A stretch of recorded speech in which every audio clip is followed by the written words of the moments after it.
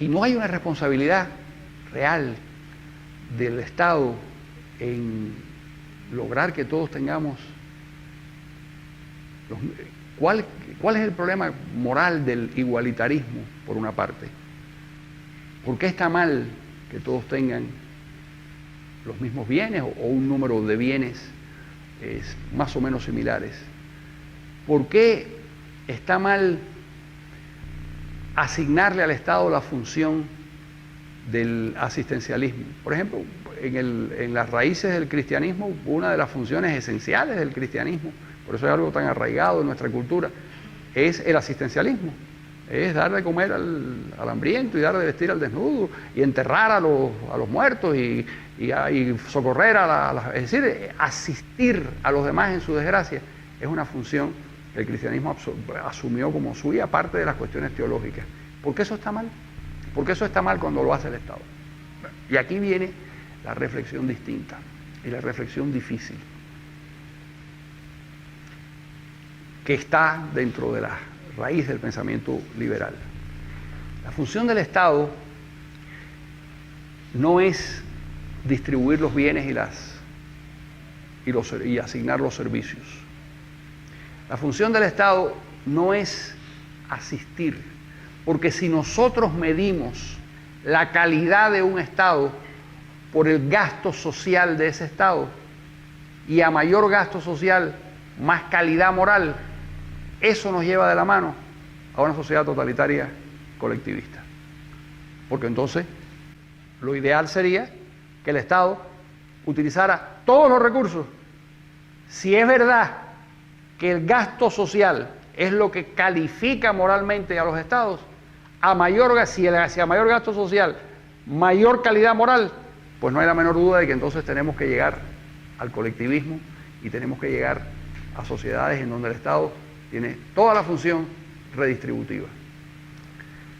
¿Qué pensaría un liberal? Lo contrario. Que el mejor Estado sería aquel en el que las condiciones sociales son de tal naturaleza que todas las personas y todas las familias pudieran conseguir su sustento y prosperar y mejorar sin necesidad de la asistencia del Estado, que siempre es la asistencia del otro, porque el Estado no tiene recursos. El Estado no tiene otro recurso que el que nosotros le damos. Ese es el mejor Estado. Y desde el punto de vista moral, ese es el Estado que genera más riquezas, que nos convierte en protagonistas de nuestras propias vidas, que no nos pone límites a nuestro alcance y que efectivamente, es verdad, se logran y se consiguen desgraciadamente, o se producen, y si no desgraciadamente, se producen desigualdades, pero la esencia de el progreso, y esto suena a veces extraño, la esencia del progreso es la desigualdad, no la igualdad. ¿Cuándo progresan las sociedades? La desigualdad no surge como consecuencia, o no debe surgir, a veces pudiera, pero generalmente no surge como consecuencia de un diseño malvado de un grupo de la sociedad, sino como consecuencia de la aparición en cualquier sociedad de clusters, de grupos que por alguna razón empiezan a generar una cantidad de riqueza o de belleza, lo que pasó en el Renacimiento italiano en ciertas ciudades de Italia. ¿Por qué de pronto en el Silicon Valley, en California, poco a poco se fue creando un grupo de generadores de riqueza y de ciencia y de tecnología que acabaron llevando al país en una dirección? ¿Qué convirtió a Bill Gates en el más desigual de los seres humanos del planeta, porque es el más rico del planeta? Su inventiva, su creación.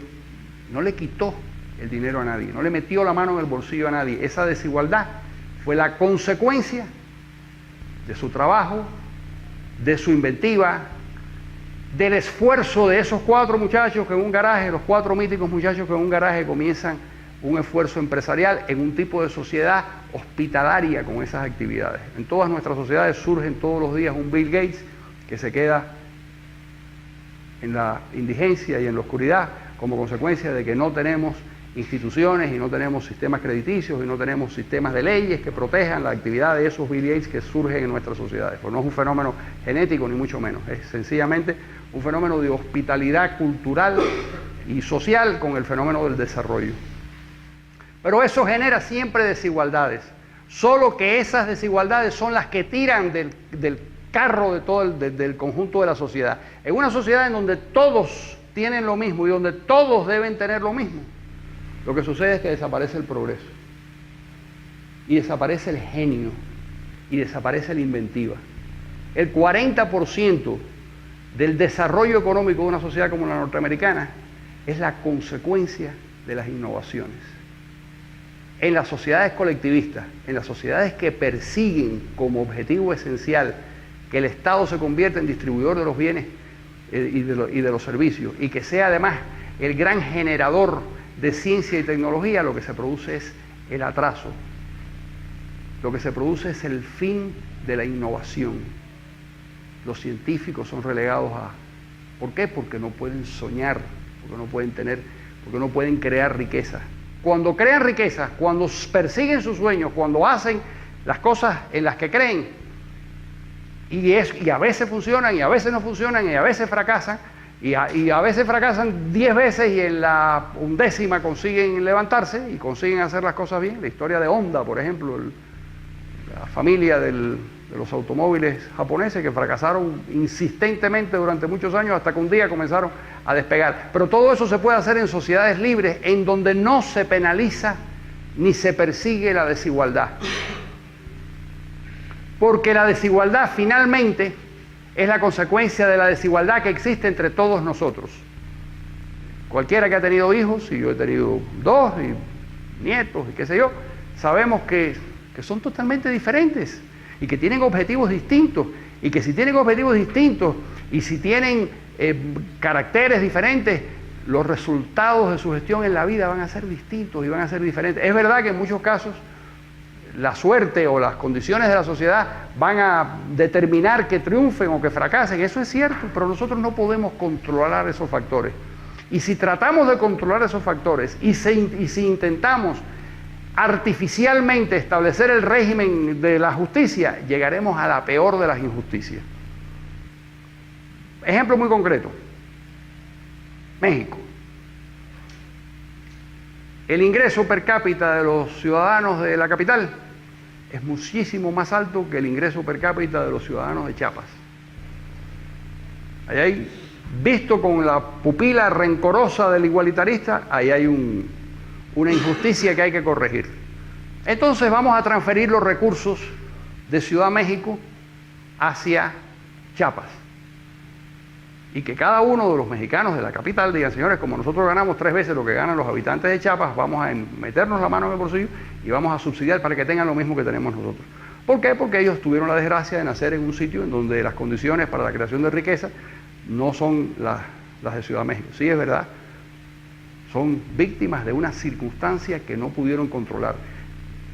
El mundo es desigual, las personas son desiguales, los grupos humanos, las regiones, todo eso produce desigualdad. Si artificialmente aparece un grupo que se decide a corregir todas esas desigualdades, vamos a llegar a la locura de asignarles a 4 o a 400 o a 4.000 funcionarios y comisarios la responsabilidad de jugar a Dios y de hacer lo que no ha hecho el mercado y de hacer lo que no ha hecho la historia.